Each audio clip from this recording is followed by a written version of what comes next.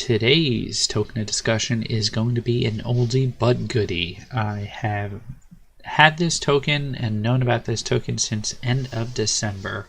I have not had a chance to review it. I have been waiting for some updated roadmap and white paper.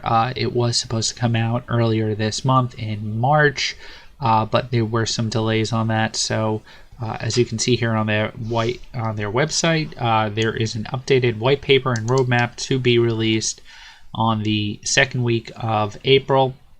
So there will be more information. I'll probably do an update video on the Blue project because I have been a long-term holder of this project. I am in the red in this project, but I do still believe it has a long-term goal. As I mentioned many times in the past, I don't do reviews on things that I think won't have a future, won't have, some type of leaps and bounds, hurdles to go through. Obviously, the whole market went through a hurdle. But what Blue is doing is basically working on trying to secure the crypto age. As most of you know, there have been many hacks over the years, Mt. Gox being one of the biggest ones, the hack in Japan being one of the most recent ones. So the biggest thing right now, if you go on Twitter and you go on any ICO, any upcoming project, if you look at the top comments, most likely you will see someone saying, send 1 Ether and we will send you 2 Ether back, 5 Ether back. All these scams are out there, and we live in the world of scammers and people and bots. People trying to prey on people who might not be as educated or as technologically savvy in this technological world that we live in. So what Blue is trying to do is build a secure ERC20 token wallet / crypto system that will help prevent fraud, help blacklist bad IDs. They're actively out there looking for things. When there was an issue with Ether Delta and it was hacked, the Blue team is actually the team that wound up figuring out the issue in the first place. So the Blue team is a security team. You can think of them as the boys in blue, almost as the police of the crypto sphere. But what they're really trying to do is make sure that your assets are safe, that you're going into tokens that have real valid data. As most of you know, ERC20 tokens can basically be created for almost anything. I've done multiple videos on garbage coins that have no value. Blue has also done some YouTube videos of coins that have absolutely no value, where there's a lot of risk, there's fraud. So what they try to do is be able to prevent that. So just going through their main website, their white paper is very small. As I mentioned, they will have a more comprehensive white paper and roadmap coming up. But they do have a beta of their wallet right now in the Chrome store. It is a Chrome app. I am currently not using the Chrome browser right now, otherwise I would show it, but this is basically what it looks like. It allows you to secure your funds, have a web wallet that works in the Chrome extension, and to be able to send and receive ERC20 tokens, have it super secure. It will also have other protections once I go through the drill down of what's currently in the beta versus what they have planned for the main version of the crypto wallet. So right now you can find the Blue project at coinexchange.io. If we go over to the market, it's also on IDEX, Fork Delta, and Yobit. Yobit is being one of the newest ones.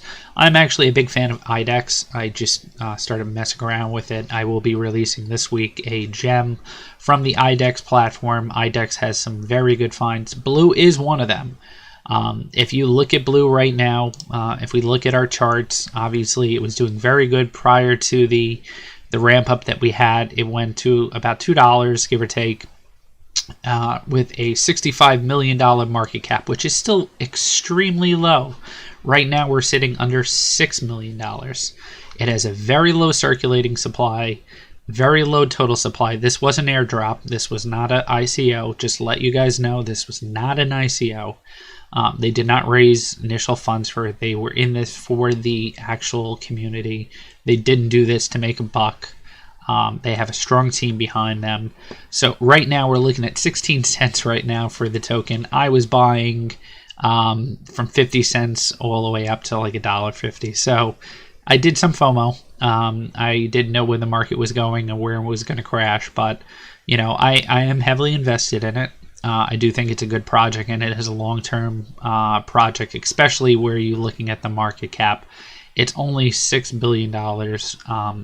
If they work on trying to build and secure what they want to do with the ERC20 tokens and make sure that people are not going out there buying Ledger Nano S or the Trezor, that they can feel secure with their platform as well. So going into why is Blue here? So in the world of cryptocurrency, the common malicious contracts have qualities such as infinite minting, transfer of tokens without balance checks. So now going into the actual contracts themselves, they have announced, I know Tron was one of them, they're able to read the smart contract code. If you go into Etherscan and you go into the view tokens, not sure if you guys are aware of this, but you can actually go into read the smart contract for the token, and you can pull up information about the base information about it, and then go into the token info, and you can get some more details by going directly into the ERC20 contract. I believe this is actually where the contract source is. Do apologize. So you can, if you know some type of code, you can go in here and find out some information about the actual supply, and some more details about the project. And what Blue does is they scan through all of these different ERC20 contracts and found exactly what's wrong with certain of them. Some of them have infinite minting, which basically means if there's a total supply of 1 million, they can actually have more than 1 million, because every time something, if it's a POS type of project, proof of stake, you get 6% every year. That 1 billion becomes 1 billion, so on forth. So transfer tokens without balance checks, which means people can move around the money. There's also lockup, so they can actually lock your funds, so you can't actually trade, so that can account for manipulation of money. So there's a lot of things when it comes to projects where Blue is trying to let people know about if things are good or not. They also have blacklist for specific IP for addresses. So if you're trying to send money to a smart contract, an address, they will tell you it's a blacklisted address. So they're trying to prevent you from getting into any issues. Here's a blacklisting corrupt token founders, poorly written smart contracts. They're going to document all this. And then there's going to be an SDK, which is a software development kit that is free to use, that the product will allow developers of new tokens to check their work and prevent programming mistakes.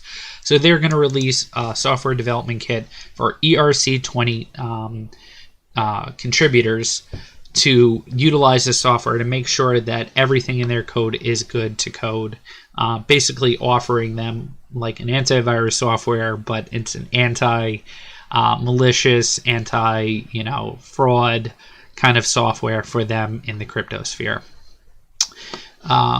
Their white paper, as I mentioned, it is still a work in progress.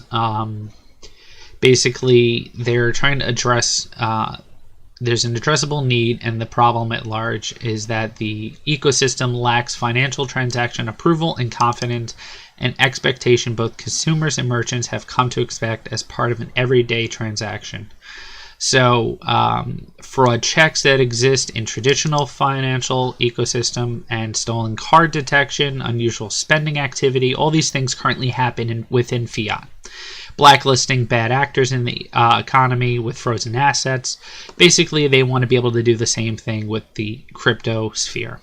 So there's all these wide range threats, Ponzi schemes, detecting issues with the actual code itself, bugs within the actual code itself, And then they go into the different things that can actually happen with these different code issues, with hard forks that can happen, where people don't realize when they're doing a hard fork that there was bad data in a previous existing block, that can then go into their chain, so forth. An example was splitting Ethereum to Ethereum Classic. So detection of these bugs via static analysis. They want to be able to detect this information and have the tools available for the developers to fix this before. Token locking, which is what I mentioned before, was one of the first things they outed Tron. I know it was not the greatest idea to do via public Twitter, but they did mention the token locking because Tron did not go to their mainnet, and they mentioned that they left the token locking function on so that when they wanted to transfer to the mainnet, they would have the ability to lock the people so they can't sell their tokens, transfer to the mainnet, and then they would unlock the token, so forth. Infinite minting, I discussed already. And then they talk about the different environments and dependencies. They're going to be building the SDK. And as they get the ball rolling, they recommend an SDK for the most common backend programming environments with the intent of integrating with web-based Java, Python, Go, PHP, and Ruby. Also, in the case of smart contract, accessing an external API or web service presents a real problem, which then they would use an oracle, which be able to validate, because as I mentioned in previous videos, an oracle is an agent on the blockchain that listens for events that indicate the request for data. It can then validate to make sure that the data is the correct data. It's basically bringing consensus back to the network. So an oracle is like a secondary validator when there's something off decentralized web in the sense of an API. So they can use an oracle to basically validate the data. And here's just an example of how the test request would go through an SDK, and then the test would be executed across all the network, and the consensus would be of the test results is reached and then returned through the SDK, and then that information is then gone back to the user. So what makes this different than blockchain existing security mechanism? By offering an SDK that communicates to a centralized backend in real time to provide a multi-dimensional score for your transaction and whom you're transacting with, developers can bring together a diverse data set of usable intelligence to empower users with confidence. As opposed to the completely decentralized blockchain, this proposal involves a centralized authority and an advisory role. This centralized backend works to create a comprehensive and objective risk factor, leveraging key data points and indicators, and then providing that insight to the users prior to completing a transaction. Machine learning, they talk about. AI gets a little bit too much into the back end parts of it. So some key features is address labeling, being able to be transparent and communicate their identity, validating known addresses so you can who they addresses you've worked with before, multi-dimensional scoring of addresses and smart contracts. Basically, they build a risk factor aggregating a weight measurement of the common threads is delivered from a centralized API, allowing a wallet to indicate unsafe transactions. They'll have a robust blacklist, and then you can flag bad transactions as well, which will then go to their blacklist, which they will monitor, score, and figure out if it is a bad address and so forth. Project risks, obviously there is always a project risk. Insufficient funding for the development because of the application of security laws to the funding of these sorts of projects. It is uncertain and still developing. It is not clear whether and how such a project would be funded, whether through cryptocurrency tokens or another funding vehicle. A possible alternative path is that the document can serve as an initial problem statement and overarching design for an open source initiative that could be developed publicly by the community. Integration failures, obviously there's always integration issues. And then they just state where the result and where they feel they stand. Going into the FAQ, the SDK is currently being demoed through the Blue Wallet, available for download. It's a public beta with limited features. So here goes into the beta and currently what they plan for the 2018 official release, which I'm sure we'll learn about more in the next 2 weeks when they get the roadmap.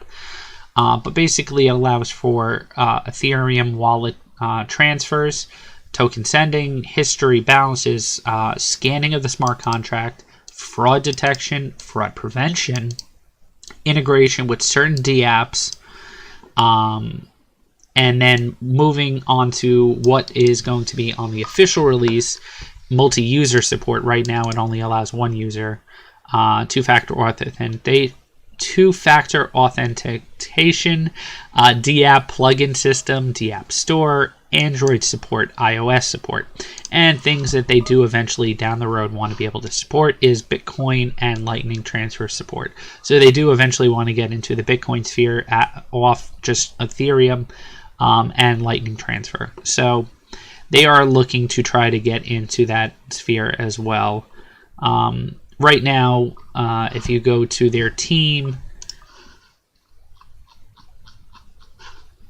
most of their identities have not been fully announced, but they do have their backgrounds on it. They talk about their CEO, who has extensive knowledge. He was a former Visa engineer and serial entrepreneur with 10 years experience in software engineering. He developed a white label solution for Visa banking customers and developed an SDK for Microsoft automated customer support, including AT&T, Verizon, and British Telecom.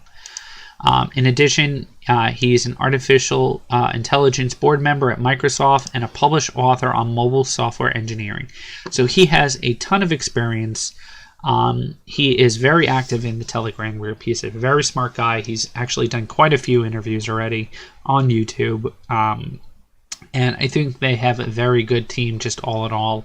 Unibanker, of course, is just the forefront and the people everyone know about.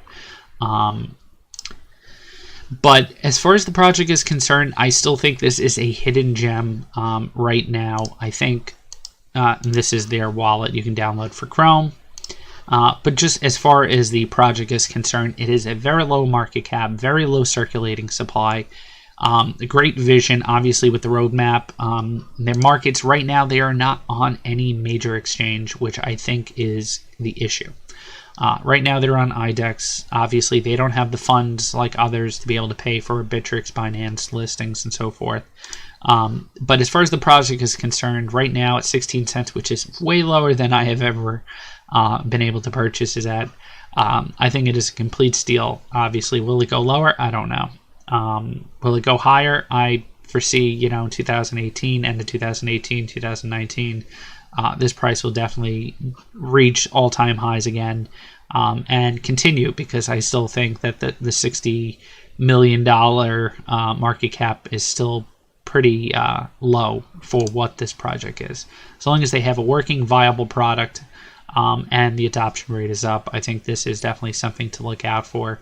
Obviously, do your own research. This is not financial advice. This is just a guy talking to some people on the internet.